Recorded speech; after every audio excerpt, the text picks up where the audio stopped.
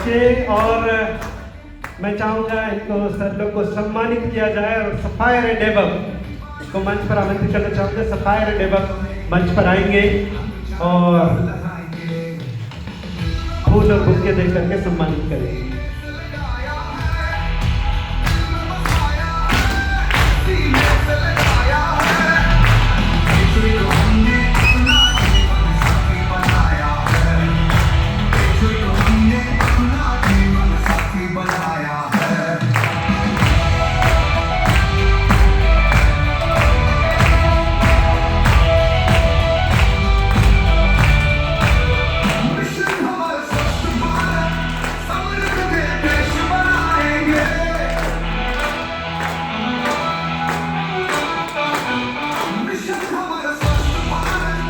आप तैयार हैं सुनने के लिए?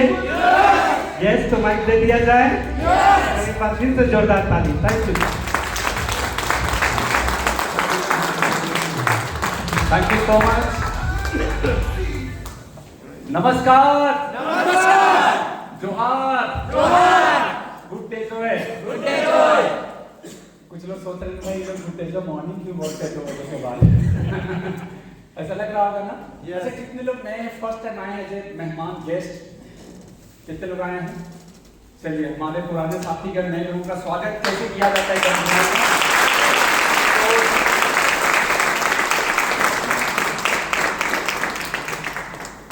मैडम को पहले कितने लोग सुनना चाहते हैं?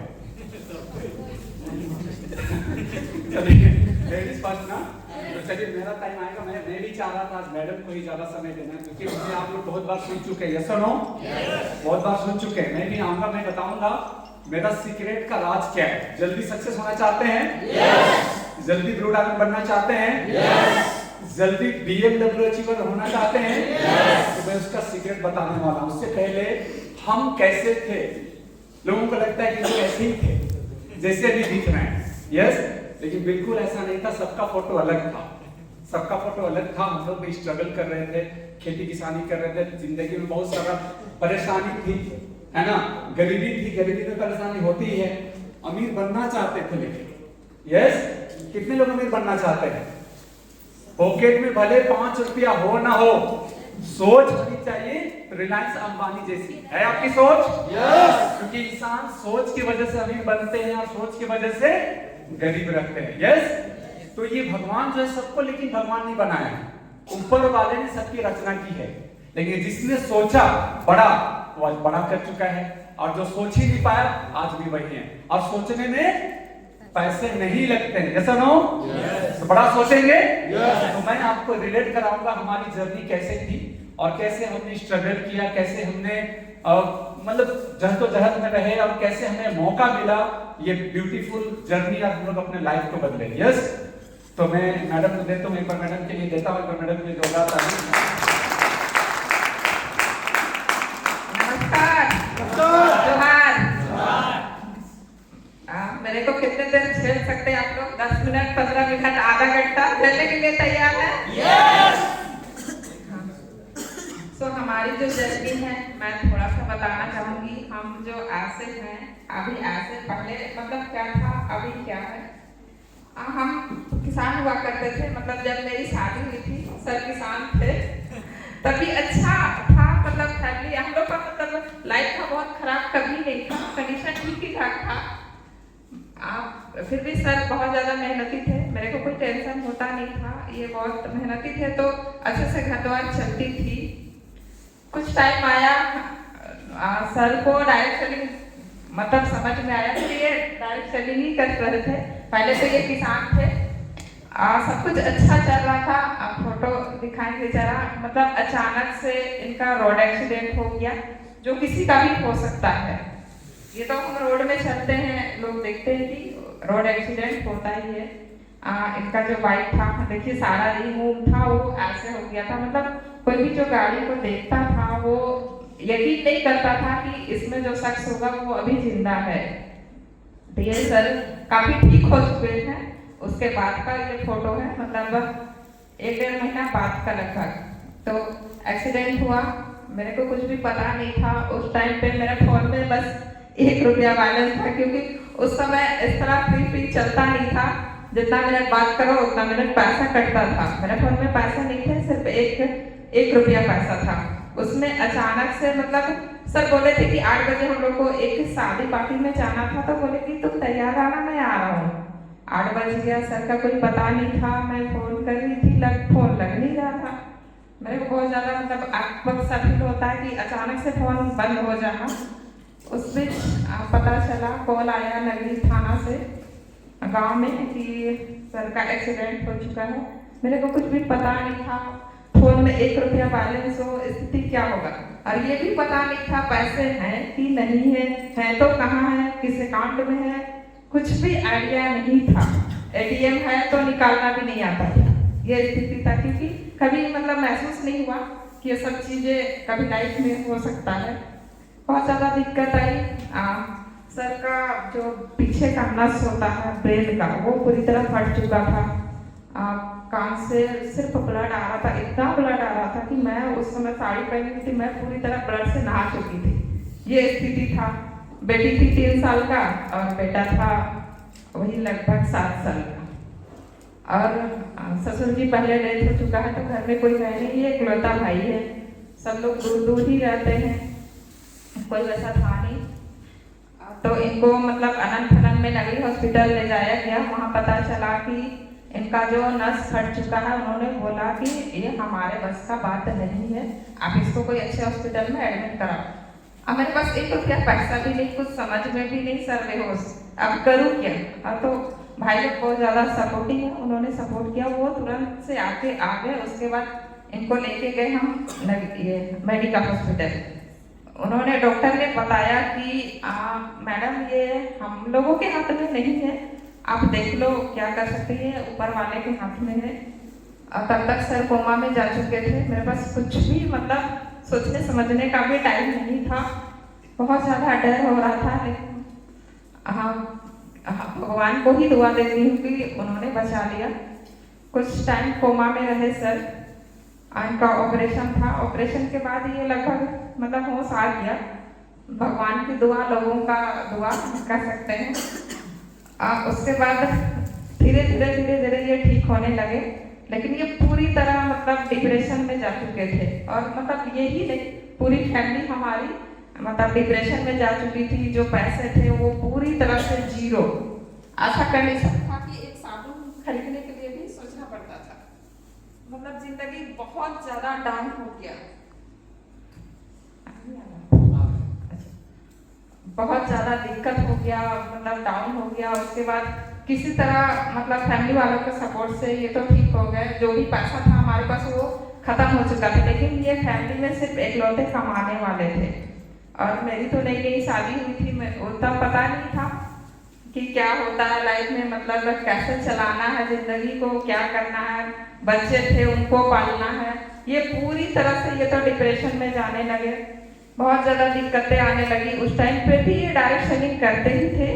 कुछ विदेशी कंपनी थी, उनका जो प्लान था वो बहुत खराब कर सकते हैं। और सर का रोड एक्सीडेंट होने के बाद उसमें मतलब इस तरह का मेंटेनेंस करना पड़ता था साइड में कि वो मैं नहीं कर सकती थी, क्योंकि मुझे पता नहीं था कि क्या करना होता है, कैसे बिजनेस करना है। मेरे को तो ये भी नहीं पता था कि मतलब घर से निकलना, बात करना कुछ भी आता नहीं था। तो उस कंडीशन में मैं उसको मेंटेन नहीं कर सकती थी।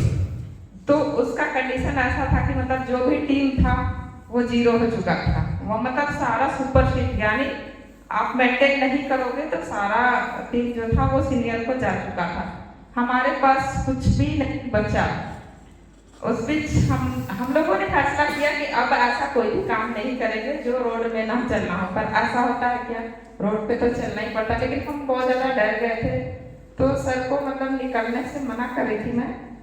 मैंने कहा कि सर अब मैं घर पलूंगी, अच्छे से बहुत ज़्यादा खेती बाड़ी तो है, इसी में हम लोग का अब जो जीवन है वो चलेगा। बाकी आप रोड में भी नहीं चलोगे और कोई भी ऐसा काम नहीं करना जिसमें रिस्क हो। मतलब डर इस कदर हो गया था कि ये मतलब बाइक में भी चढ़ते थे तो मतलब बहुत ज़्यादा डर लगता था कि किससे ऐसा हादसा ना हो जाए। मतलब पूरी फैमिली बहुत ज़्यादा डिप्रेशन में। उस टाइम का हम लोगों का तो शायद नहीं है, तो बहुत ज़्यादा डर अब फोटो होगा तो जरा दिखाएंगे। तो बहुत ज़्यादा टेंशन होने लगा, लेकिन सर का क्या था कि इनको डायरेक्टली समझ में आ गया था, बहुत ज़्यादा पसंद था। तो इनको मना करते करते ये और भी ज़्यादा डिप्रेशन में जाने लगे। तो उसको देख के मैं और डर गई कि पता नहीं अभी क्या होगा जिंदगी। लेकिन विक्रांत सर के साथ इन्होंने पहले काम कर चुका था, तो वो रोज रात में कॉल करते थे। रोज रात को 9-10 बजे उनका कॉल आता था और सर बात नहीं करते थे क्योंकि अब लगता था कि अब डायरेक्टली नहीं हो सकता है। फिर वो उनको लगा कि इनको छोड़ो, अब मैडम को कन्विंस करना चाहिए क्योंकि रोक तो वही लगा रही है कि काम तो नहीं करना है। फिर वो मेरे को कन्विंस करने लगे। रोज रात को 1 घंटा रोज बात होती थी। वही करते करते सप्ताह भर निकल गया। फिर विक्रांत सर ने बोला कि सर को आप भेजो, मैं मतलब टिकट करा दिया, कुछ नहीं तो हम दोनों घूम के तो आएंगे। मैं बोली चलो, फ्लाइट का टिकट किया, यही बहाने कम से कम फ्लाइट चल के आप घूम के आओ। फिर ये चले गए। जाने के बाद फिर इनका कॉल आया कि कंपनी तो बहुत बड़ी है, बहुत कुछ है, इसमें काम किया जा सकता है। तो मुझे भी लगा कि अब कुछ तो करना चाहिए। यकीन हुआ कि शायद भगवान ऐसा बार बार ना हो। फिर इन्होंने काम करना शुरू किया। फिर काम करते करते ये मतलब पैसे के लिए ही आए थे, तो काम बहुत जोर से कर रहे थे। तब हमें उतना प्रोडक्ट का नॉलेज नहीं था, जिसके कारण प्रोडक्ट बहुत ज़्यादा यूज भी नहीं होता। जैसे अभी भी बहुत सारे लोग बोलते हैं जॉइनिंग का पैकेज दी तो इतना सारा प्रोडक्ट हम करेंगे क्या, क्योंकि उनको उस प्रोडक्ट का नॉलेज नहीं होता था जितना हमें भी नॉलेज नहीं था। फिर काम करते करते बहुत ज़्यादा टाइम नहीं हुआ, मतलब लगभग 6 महीना बाद कोरोना आया, लॉकडाउन लगा। मैं भी साफ सफाई बहुत ज़्यादा पसंद था, तो मतलब क्या बोले, परेशानी इस कदर बढ़ी कि मेरे को बहुत ज़्यादा साफ सफाई पसंद था। तो मैं छत पे चढ़ के साफ कर रही थी। अचानक बहुत ज़्यादा चक्कर आया और मैं छत से नीचे गिरी तो एक बांस का लकड़ी था लंबा सा, मैं उस पर पड़ी और मेरा रीढ़ का जो हड्डी था वो 4 फ्रैक्चर हो गया। और जब डॉक्टर के पास हम गए, मतलब हॉस्पिटल में एडमिट कराया मेरे को, तो उन्होंने कहा कि इनका शरीर इतना कमजोर है, अगर थोड़ा सा इनका शरीर मजबूत होता तो इनका जो रीढ़ का हड्डी था वो फ्रैक्चर नहीं होता। तो फिर बातें तो होने लगी, मतलब सारे लोग को पता चल गया कि ऐसा कंडीशन था। तो विक्रांत सर ने सर को कहा कि आपके पास तो प्रोडक्ट नहीं जो डेजोर के हैं, आप उसको यूज कराओ। तो मैं यूज करने लगी, यूज की तो मेरा मतलब ब्लड था उस टाइम पे जब मैं गिरी थी 6 पॉइंट था। और उसके बाद जब ब्लड यूज किया, ये ब्लड के लिए HP प्लस मात्र 200 ml का था और मेरा जो रिजल्ट बहुत अच्छा आया। 10 दिन में पूरी तरह 10 पॉइंट हो गया। जब दोबारा टेस्ट के लिए बुलाया गया तो गई तो देखा कि 10 पॉइंट ब्लड हो गया। तो बिलीव आया तो सर और जोर से काम करने लगे इस पर। बहुत मतलब आशा काम करते थे कि रात को 1-1 बजे घर आते थे। शायद अभी कोई भी ऐसे नहीं बैठे होंगे जो 1 बजे रात तक प्लान करते होंगे। तो सर ने मतलब दिन रात एक करके गाड़ी में सारा सामान भर के ये निकल जाते थे घर ही, मतलब गाड़ी इनका घर था। ये 8 दिन 10 दिन तक घर भी नहीं आते थे, बहुत अच्छे से काम करने लगे। फिर हम लोग का जो जिंदगी था वो पटरी पे मतलब आ गई, अच्छे से सब कुछ पूरा होने लगा। तो मैं पूरा ठीक होने लगी। और इसका जो प्रोडक्ट था ऑर्थोफिक्स टैबलेट और सीवथोन जूस HD प्लस, ये मैं लगातार 1.5 साल यूज की। सर बहुत अच्छे से काम करते थे। तो हमारा जो कंपनी का टूर है वो कपल टूर आता है, उसी बीच हम लोगों को मिला जम्मू कश्मीर का टूर। बहुत मजा आया, उसमें बहुत मजा आया। मैं जिंदगी का पहला टूर था मेरा जम्मू कश्मीर का। मुझे लगा कि पहली बार मैं जिंदगी को जी रही हूँ। बहुत मस्ती की हम लोग, बहुत मजा आया। तो इस तरह सारा टूर तो कपल अचीव करते थे सर। तो मेरे को तब भी काम करने की क्या जरूरत है, पैसे तो आ ही रहे थे और टूर भी सारा चीज कर ही लेते थे, तो घूमना फिरना सब कुछ मिल रहा था। लेकिन फिर भी सर फिर कुछ दिन बाद, मतलब 2 साल बाद, सर 2 साल पहले से सर ने जूम सेशन जो हमारा होता है वो स्टार्ट किया। मैं उसको सुनती रही और ऐसा सीख गई कि अब मेरे पास मतलब लगा कि मैं इतना सीखी हूँ तो उसको तो निकालना पड़ेगा ना। तो इसको तो फील्ड में निकालना पड़ेगा। तो मैं भी अभी काम करने लगी हूँ, बहुत अच्छा, बहुत मजा आ रहा है काम करके। और मैं जिसको सुन सुन के सीख के काम कर रही हूँ, तब आप लोग भी उनको सुनिए। तो थैंक यू, मेरा इतना ही तो रहेगा, आगे की जाके सर बताएंगे।